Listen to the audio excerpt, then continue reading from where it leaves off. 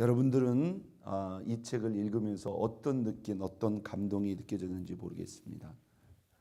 이건 내 땅도 아니고 남의 땅이니까 아이고, 오늘 성경에는 왜 이렇게 왕들의 이름이 잔뜩 기록되어 있대, 이렇게 볼 수도 있지만, 여러분, 여호수아가 또 그 시대의 이스라엘 백성들이 이 12장을 읽을 때는 어떤 마음이 들을 것 같습니다. 야, 진짜 눈부신 놀라운 하나님의 은혜와 역사가 아닌가. 그러니까 이렇게 보면요, 이걸 정리를 해 놓는 거예요. 이 역사적인 기록이죠. 요단 동편의 모세와 이스라엘 백성이 점령한 땅, 여기 보면 딱 두 왕이 나옵니다. 헤스본 왕 시온, 그 다음에 바산 왕 옥. 이 두 왕의 땅, 이 두 왕, 왜 이 두 나라가 요단 동편에서 멸망을 당했는가? 다른 요단 동편의 왕들은 그러지 않았는데 이 두 왕이 뭐예요? 이스라엘 백성들의 길을 막았을 뿐만 아니라 사실상 이스라엘을 공격했다, 이 말이에요. 그래서 하나님께서 이 두 왕을 이스라엘에게 붙이셨고 거기를 치라고 그랬어요. 그래서 이 두 왕이 다스리는 그 땅을 점령해 가지고 요단 동편에, 여기 보면은 두 지파 반, 르벤 지파, 6절 하반절에 나오죠. 르벤 지파, 갓 지파, 그리고 므낫세 반지파. 반지파라는 것은 므낫세의 반절만 그 땅을 기업으로 받았다는 거예요. 그러니까 총 12지파 가운데서 두 지파 반이 요단 동편의 땅을 기업으로 받은 거죠. 자, 그리고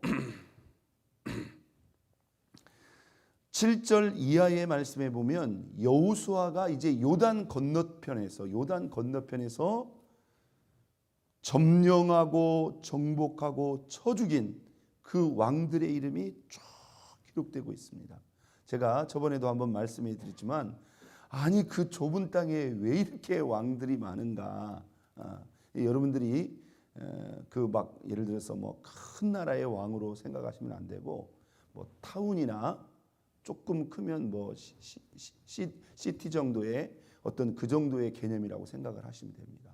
뭐 작게는 2만이나 뭐 3만, 막 크게는 5만, 10만 이렇게 되겠죠. 아무튼 이렇게 수많은 왕들, 그만큼 많은 나라가 있었다는 거죠. 여기 보면 몇 나라예요? 세 보시면 31나라, 31왕을 정복한 이 나라의 왕, 그리고 그 땅을 정복했다는 것을 여호수아가 정확하게 역사적으로 이렇게 정리해서 기록을 해놓은 거예요. 자, 여러분, 오늘 이 12장을 보면서 우리가 한번 큰 그림을 한번 봤으면 좋겠습니다.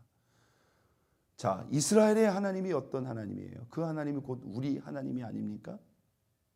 저와 여러분이 섬기는 하나님은 어떤 하나님입니까? 이 가나안 정복의 역사를 이제 다 이루었어요. 이 과정을 통해서 하나님이 우리에게 보여주시는 우리 하나님이 어떤 분이라는 거예요. 자, 첫 번째 큰 그림 한번 땄습니다. 우리 하나님은 세상을 다스리시고 심판하시는 하나님이다. 하나님이 세상을 통치하시고 다스리심의 한 영역 중에는 무엇도 있어요? 바로 심판도 있다는 거예요. 하나님이 이 가나안 7족속에 대한 심판을 사실 오래 전부터 지켜보고 계셨습니다. 어떻게 보면 하나님은 당장에는 심판하지 않지만 이 끝까지도 하나님은 미리 보고 계신 거예요. 미리 보고 계신 거예요. 언젠가는 이 가나안 족속이 심판받을 것을 하나님은 미리 보신 거죠. 그리고 이 가나안 땅을 딱 지목하시고 누구에게?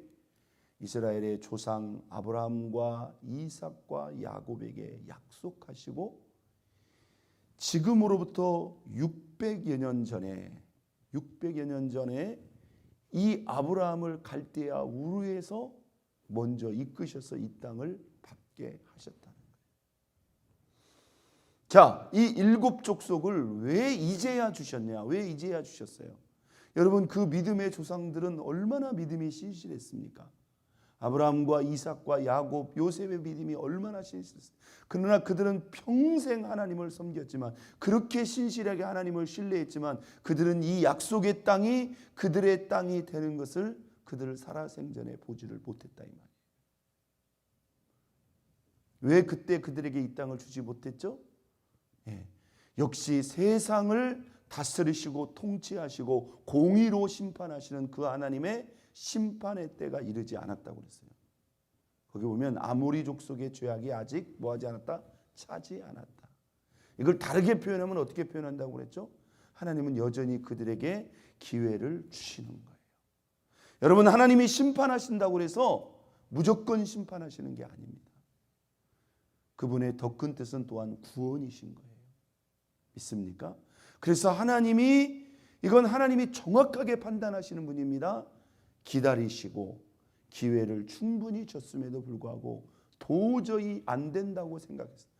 더 이상 두어서는 안 된다고 생각했을 때는 하나님이 반드시 무엇인가? 심판하신다는 거예요. 그래서 이 가나안 정복의 역사는 하나님이 이스라엘 민족을 통한 가나안 7 족속에 대한 무엇이다? 심판의 기록이다 이거예요. 심판의 기록. 자, 우리 하나님은 어떤 하나님이다? 세상을 통치하실 뿐 아니라 세상을 심판하시는 하나님이시다. 하나님이 여호수아와 이스라엘 민족을 들여서 그 땅을 단순히 하나님의 힘과 능력으로 정복하게 하신 게 아니라 그들을 심판하시고 그 땅을 주신 거예요. 자, 우리가 오늘 이 12장을 통해서 또한 우리가 기억하지 않을 수 없는, 꼭 우리가 기억해야 될 중요한 사실 한번 닿습니다. 우리 하나님은 약속의 하나님이시다. 그분의 약속이 지금 이루어지고 있는 거예요. 믿습니까? 이 약속이 누구에게서부터? 그들의 민족의 조상인 아브라함에게서부터. 여러분, 하나님께서 아브라함에게 이 땅으로 그를 인도하고 내가 너로 큰 민족을 이루겠다. 약속 지켰어요, 안 지켰어요? 지켰어요. 그리고 네가 보는 동서남북의 이 땅을 내가 너와 내 자손에게 영원한 기업으로 주겠다. 그 약속을 비로소 이루셨어요, 안 이루셨어요? 이루셨다 이 말이에요. 이게 바로 하나님이 그 조상들과 그 민족에게 약속한 그 약속의 성취의 역사적인 기록입니다. 여러분, 그 약속의 하나님은 오늘 저와 여러분에게도 여전히 우리를 향한 약속에 대해서, 모든 약속에 대해서 신실하신 하나님인 것을 여러분 믿으시기를 바랍니다. 그래서 우리는 이 말씀을 통해서 하나님의 약속을 주목하고 그 약속을 뼈대로, 그 약속을 중심으로 하나님을 우리가 바라볼 필요가 있다는 거예요. 하나님은 약속하신 것을 뭐 하신다? 반드시 이루시고 성취하신다는 것을 보신다. 우리가 이 말씀을 통해서 확인하고 있다는 거죠. 자, 그러면서도 이 가나안 정복의 역사를 한번 잘 생각해 보세요. 하나님 심판이에요. 하나님 약속의 성취예요. 그런데 하나님이 이 가나안 정복을요, 그냥 거저 주신 게 아니었어요. 이미 실패한 출애굽 1세대 애들에게도 하나님은 무엇을 요구하셨고, 오늘 실제로 정복한 출애굽 여호수아와 출애굽 2세대들도 그러면 이 약속하신 땅을 어떻게 주셨냐 이 말이에요. 어떻게 주셨습니까? 잘 보세요. 자, 이미 하나님의 심판의 뜻과 계획이 있었고요. 이미 그들에게 약속하신 이 땅이에요. 여러분, 제가 여러분에게 말씀드렸잖아요. 하나님은 수많은 옵션이 있습니다. 예를 든다면 있잖아요. 여호수아와 이스라엘 백성들이 오기 전에 다른 민족을 확 일으켜가지고 이 가나안 족속을 다 전멸시킨 다음에 야 들어와라 할 수 있어요, 없어요? 할 수 있죠? 할 수 있습니다. 그뿐만이 아닙니다. 하나님이 질병을 돌려버리면은 그 뭐 여호수아가 가서 뭐 여리고성을 삥삥 돌고 그럴 필요도 없어요. 싸울 필요도 없어요. 질병을 돌리면 그냥 다 뭡니까? 해놓고 그냥 들어가서 차지할 수도 있는 거예요. 또 하나님이 일으킬 수 있는 자연재해가 여러분 얼마나 많습니까? 그 기브온 족속을 구하러 갔을 때 남부에 5개 왕들이 막 연합군을 형성해서 전쟁이 났을 때 그들이 칼로 죽인 것보다 하나님이 뭐예요? 큰 우박을 내려서 그 우박에 죽은 자가 더 많다고 그랬어요. 그러면 그냥 어차피 하나님 심판이니까 그렇잖아요. 그냥 하나님이 자연재해로 다 죽여놓고 그냥 싹 쓸어놓고 야 들어가라 준비해놨다 이렇게 하실 수도 있다 이 말이에요. 그런데 하나님이 그렇게 하지 않았어요. 어떻게 했어요? 하나님의 심판이요 이미 하나님이 약속하신 것이지만 한번 닫습니다. 하나님은 하나님의 모든 것을 우리의 믿음과 순종을 통해서 허락하신다. 이걸 여러분 중요하게 우리가 기억해야 됩니다. 여러분 잘 보세요. 하나님은 우리가 그분을 믿는 믿음. 여러분 가나안 여리고성이 무너지는 걸 보세요. 하나님은 말씀하셨고 그들은 그 말씀을 그대로 믿고 뭐예요? 순종함으로 매일 가서 이게 뭐 하는 짓인지 모르죠. 가나안 사람들이 볼 때는 이 사람들이 지금 뭐 하는 거야? 매일 한 바퀴씩 돌고 들어갑니다. 그러더니 마지막 날에는 7바퀴를 돌더니 나팔 소리와 함께 그 성을 향해서 외치는 거예요. 여러분 왜 이렇게 믿음과 이 순종이라고 하는 이 모든 것을 통해서 여러분 보세요. 아브라함도요, 이삭도, 야곱도, 요셉도 그 여정을 보세요. 그들이 믿음의 조상이 그냥 된 게 아닙니다. 그들도 각각 하나님 앞에 하나님이 원하시는 때에 뭘 드렸어요? 믿음을 드렸어요. 순종을 드렸어요. 그 하나님을 믿고 그 하나님의 말씀에 순종할 때 하나님이 그들의 믿음과 순종에 반응하사 약속된 은혜와 은총과 축복을 여러분 받고 누리게 하신 걸 믿으시기를 바랍니다. 그 하나님과의 영적 관계는 오늘날 저와 여러분에게도 그대로 살아있어요. 여러분 예수님이 얼마나 수많은 병자를 고치셨습니까?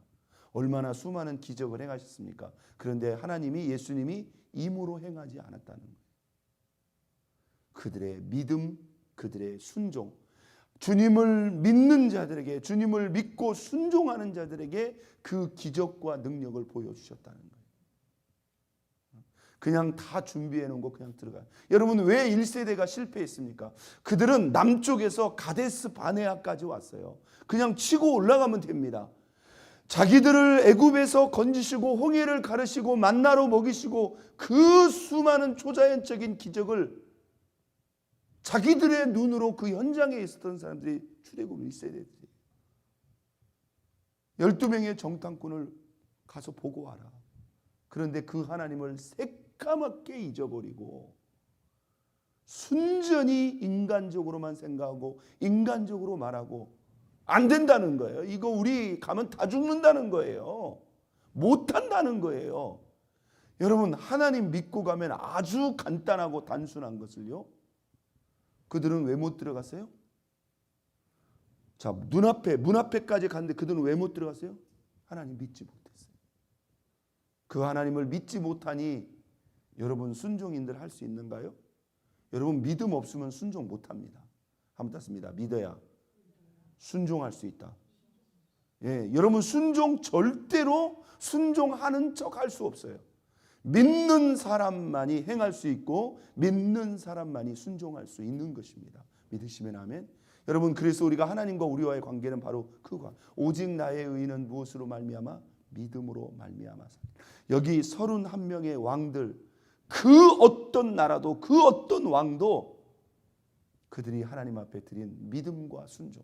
여러분 왜 믿음과 순종일까요? 잘 보세요. 믿음과 순종이 빠졌어요. 그리고 그게 저절로 됐다고 그러면 이스라엘 백성들 입장에서는 어떻게 생각할 수 있다고요? 이걸 우연이나 행운이나 아니면 자기들이 잘나서 된 걸로 얼마든지 착각할 수 있다는 거예요. 이것이 누구로부터? 그들이 믿을 때에, 그들이 순종할 때에 그들의 믿음과 순종에 정확히 반응하시는 하나님으로 말미암는 역사라는 것을 분명히 하기 위해서 하나님은 그들에게 믿음과 순종을 요구하신다. 또 잘 보세요. 우리가 믿을 때, 순종할 때 하나님이 이 일을 이루심으로 말미암아, 잘 보세요. 우리가 원하는 결과만이 아니라 하나님은 우리의 믿음과 순종을 드림으로 말미암아 하나님이 약속하신 것을 주시는 것을 통해서 그들이 한번 땄습니다. 하나님을 만나고 경험하게 하신다. 여러분, 그 영적 원리는 똑같아요.